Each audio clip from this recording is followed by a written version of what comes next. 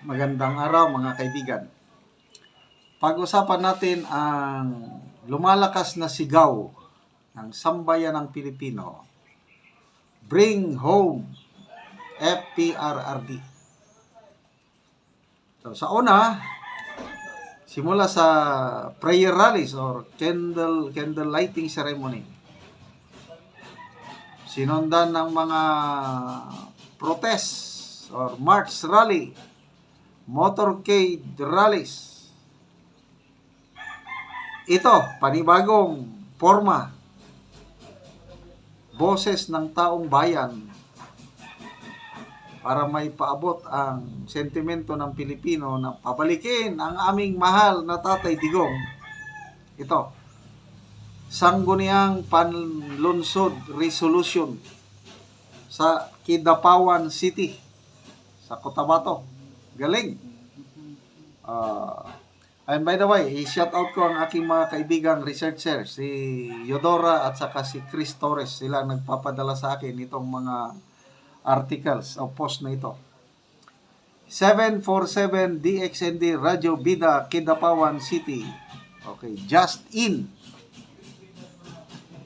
The Kidapawan City Council passed a resolution expressing support to the request of the people to President Bongbong Marcos to take steps to send former President Rodrigo Roa Duterte home from the International Criminal Court. This is what City Councilor Pipoy Dizon shared after their regular session March 20, 2025. The official revealed that he pushed forward this resolution because of the sentiment of the people of Kidapawan who were aware and outraged on the arrest of the former president. His colleagues in the Sangguniang supported it. Courtesy by Councilor Pipoy Dizon. So ito na yung pinost yung resolution Republic of the Philippines, City of Kidapawan, Office of the Sangguniang Panglungsod.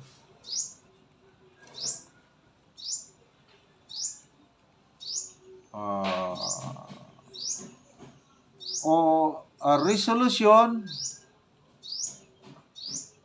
requesting the President of the Republic of the Philippines to take necessary measures to bring home former President Rodrigo Roa Duterte from the International Criminal Court or ICC. Whereas the Republic of the Philippines as a sovereign nation with a fully functioning judicial system that upholds due process and the rule of law. Whereas former President Rodrigo Roa Duterte, a Mindanaoan leader who served as the country's chief executive from 2016 to 2022, played a significant role in national development, peace and order, and social welfare programs, particularly benefiting Mindanao and the entire nation.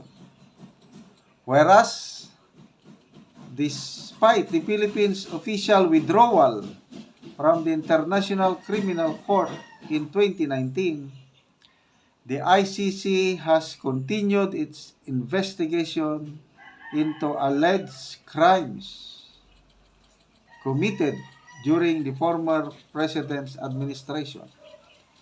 Whereas the continued involvement of the ICC, ICC in Philippine affairs challenges the country's sovereignty and undermines the legal institutions which are fully capable of addressing internal matters within the bounds of the Philippine Constitution and existing laws. Whereas, it is in the best interest of the people that former President Duterte be given the opportunity to respond to any allegations under the Philippine legal system.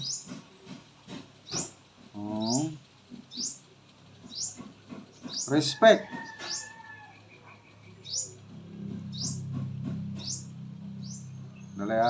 respect matters with the bounds of Philippine Constitution and existing laws. Whereas, now therefore, be it resolved, as it is hereby resolved, that the Sangguniang Panlunsod of Kidapawan respectfully requests the President of the Republic of the Philippines to take all necessary diplomatic, legal, and government actions to ensure the return of former President Rodrigo Roa Duterte to the Philippines, where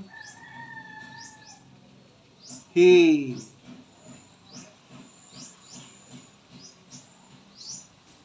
may be accorded due process under Philippine laws. Resolve further that copies of this resolution be furnished Office of the President, Department of Foreign Affairs, Department of Justice, and other concerned agencies for the information and appropriate action. Aljo Chris Dizon, City Councilor. So, yun po. Congratulations po. Saludo tayo sa Sangguniang Panlunsod ng Kidapawan City for starting this kind of move. And I believe marami pang susunod.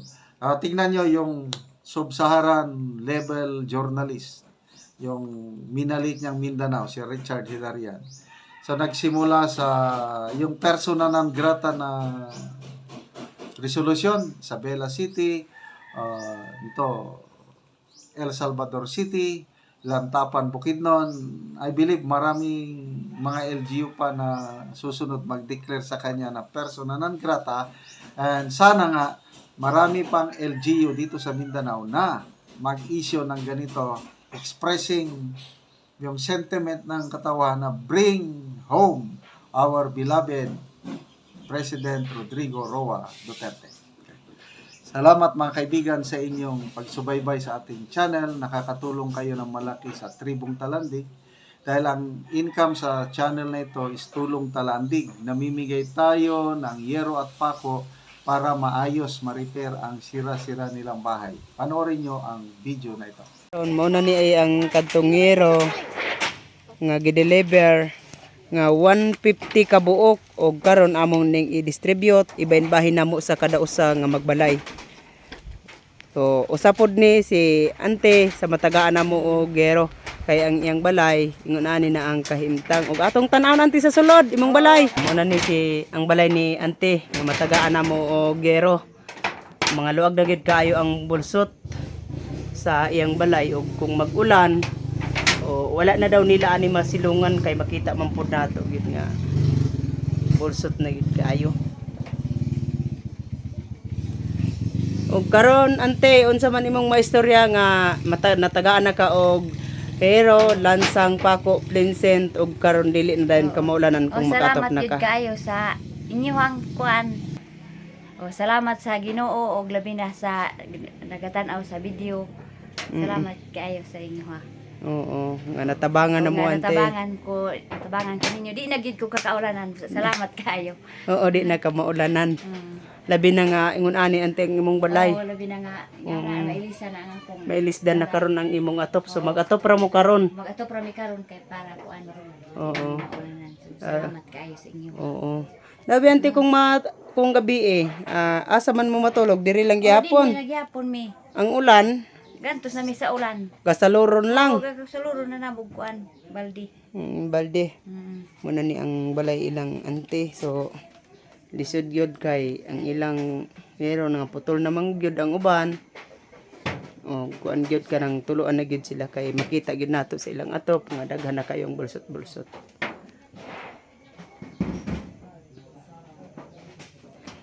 Sige ante, salamat. Salamat sa inyo ah. Oo, sige ante, salamat.